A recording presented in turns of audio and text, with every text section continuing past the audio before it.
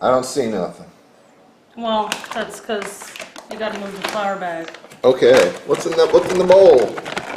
What's in the bowl?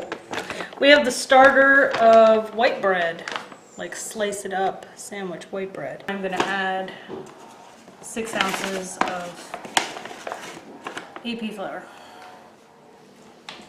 So you added your flour, and now you're Jangling. mixing it up. Yeah, trying to get all the lumps out of it for the first round here. What do you mean the first round? The first round of flour. So now we're gonna put some more flour in there. Well, why'd you put some flour and then mix it and then put more flour? It's easier to put together and mix together and knead together if you get some flour mixed into the water and build it up. So now I'm going to put 6.5 ounces of flour in there. Too much. You just grab it and pull it right out? Yeah. Well, what else would you do? Claude decides who will stay and who will go. Don't try this at home. She's a trained professional. Something. So then what I do here is to fold the flour into the first round of flour. Sort of cut it in. So where did you learn this technique of cutting it up? I don't know. I don't remember. Maybe it's something I started on my own, but I doubt that. I probably saw it somewhere else. Are you claiming you invented this technique? No, in all the history of man, I'm not claiming at all. Invented this technique.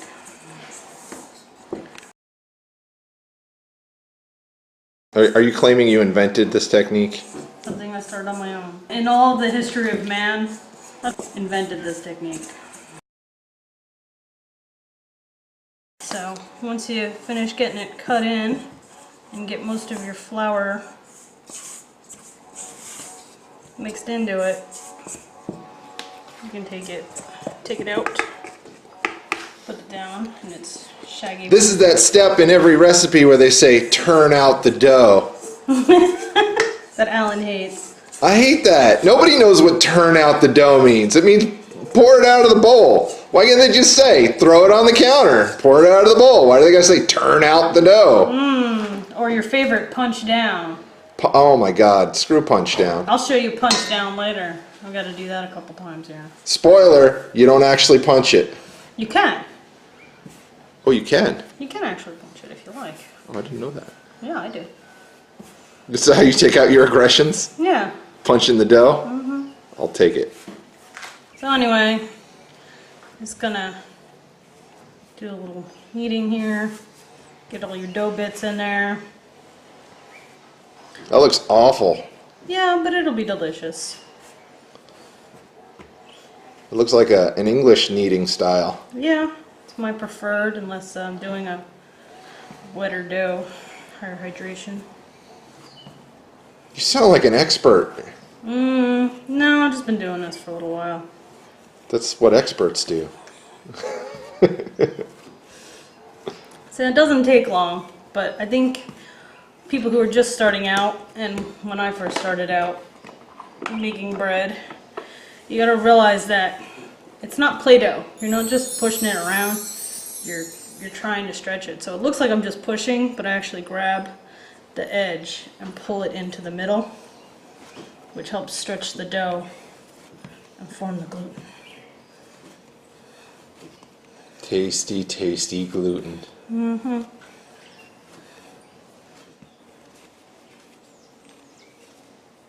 Okay, this is a new technique. Is this a Shaolin monk sort of sand the floor technique? What is this? This is the palm of my hand is tired technique. So You get the whole upper body workout into that one. yeah. Is that why older, like old-timey women never had saggy boobs? Because of that upper body workout? Pretty much. I work the tris and the pecs constantly. Even I got tris. Woo! Look at that muscles. Now, does it matter that you're being right hand dominant here? No. You guess you could switch. I don't think I've got quite the establish rhythm left-handed, but we've all got that problem. it's like doing it with a stranger. And there's the dough all kneaded, ready to go. It's gonna rest a while and then we're gonna put it in the pan. So do you want to rest that dough? Sure.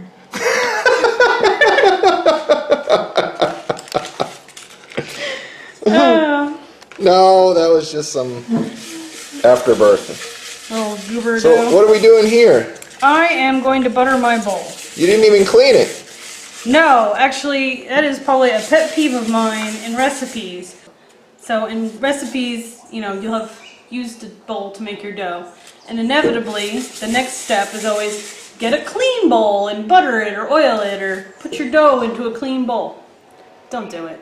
It's a scam. They just want you to do more dishes. It's a trap. It's a trap. They just want you to do more dishes. I just use the same bowl that I used for mixing. It works just fine. Plus the bread has a nice buttery flavor. Yeah, it does. And I make so much bread that I have a dedicated stick of butter for buttering bowls. So you don't have to worry about the flour getting on the butter. Go in your bowl. He's going to hang out there for an hour. And he gets a blanket. Aww. It's a nice little blanket. Gets a little blankie. It's going to take a little nap. Well, the yeast aren't. Yeast aren't. They're going to go to work and make him big and bubbly. Nice. So, night-night.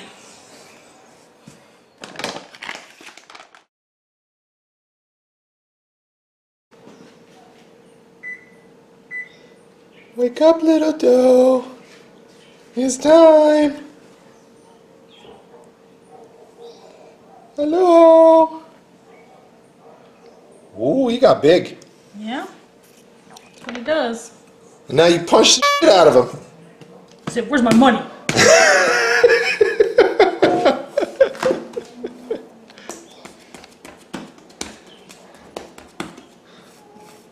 So I just take it out and knead it a little bit so that it can rise again. Like a phoenix. So this is what? 2 rises? Two rises? Yes, and then we're gonna let him sit for another hour. Take another nap. And Why are you then pinching him? There was a big air bubble. Oh. So what? You just kind of get all the air bubbles out? Yeah, just reform it, get the big air bubbles out. One of the important bits to this bread is making sure that you don't have any big air bubbles, because it will turn into big pockets of empty space in the actual bread. And those don't hold butter well. Nope, they don't hold anything very well, so they make lousy sandwich bread. So he's just gonna go back in there Back in there. for another little nap. Man, I wouldn't nap that much. And then we'll see him in a little bit. Okay. Good night. What's next? Well, it's another hour later, and we've got our loaf pan, so we're getting to that step. So you want to butter it, all the sides and the bottom. Give it something to help it not stick, and a little bit of buttery crust. And here's our dough. Let's see what he looks like. Dun, dun, dun. Oh, he's growing again. He's growing again. Oh, it looks like there's one big bubble right there. Pop it. Fail. There you go. Whoa, big bubble. Holy cow. Big bubble. Like I said, so this step is all about getting those big bubbles out. You're playing patty cake over there? Yeah, it's popping bubbles. You're caking? Caking, yeah. Was that the dough or your knuckles? Well, that was my knuckles that time. Looks like you drove an ATV over it. Them big old knobbly tire tracks. So just kind of pressing it flat. Yeah, pressing it flat. You can hear when the bubbles get to the edge, you hear them pop. And then what I do is I fold it in thirds. Turn it and do the same thing. And then again, thirds. I guess that makes it squarish, rectangular. Yeah, I've found it That this makes it about the right size for the loaf pan. And one more. What size loaf pan is that? No, it's probably 4 by 8.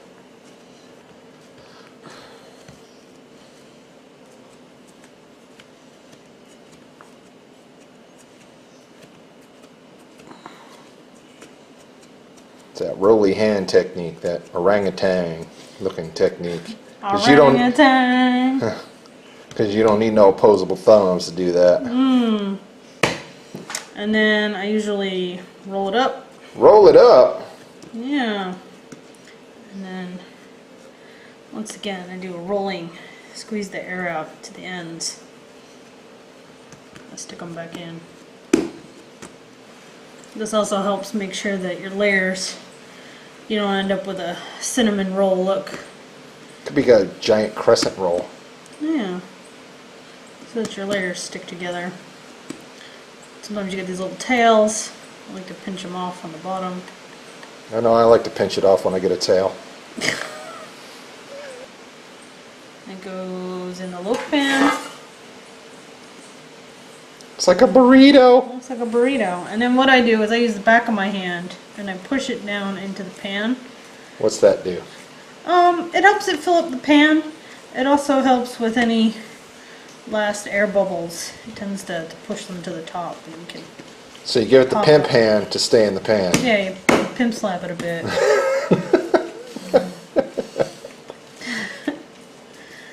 And that helps. And then another hour. Another hour. Yeah, it's about Another how long. nap in his new bed. Another nap in his new bed, and then he'll be ready for going in the oven. So it's fairly simple. Takes about 4.5 hours start to finish, but it's mostly hands-off time. So what about hands-on time? It's like 15 minutes. Yeah, maybe total 20, 25. Depends on how long it takes you to knead. But he's gonna go to bed again. So that towel looks pregnant. Yeah. Well. Ooh. Look at that. Actually, looks like it might come out pretty well. So it's gonna go into the oven at 350 for 25 minutes, and then we're gonna turn it after that and let it cook for another 25 minutes. So 50 minutes turning halfway through. Yes. It's time to turn the bread. Turn the bread around. Got to heat it even. Don't turn it upside down though.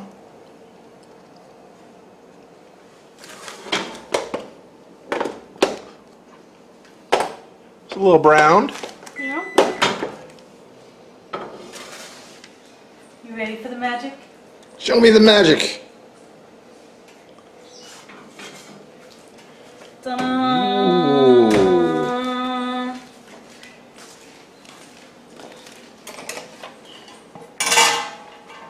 Pops right out.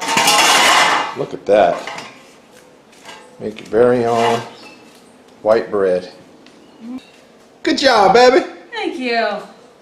I know it tastes delicious because I've Yeah. had it many times. Yeah, have it every day.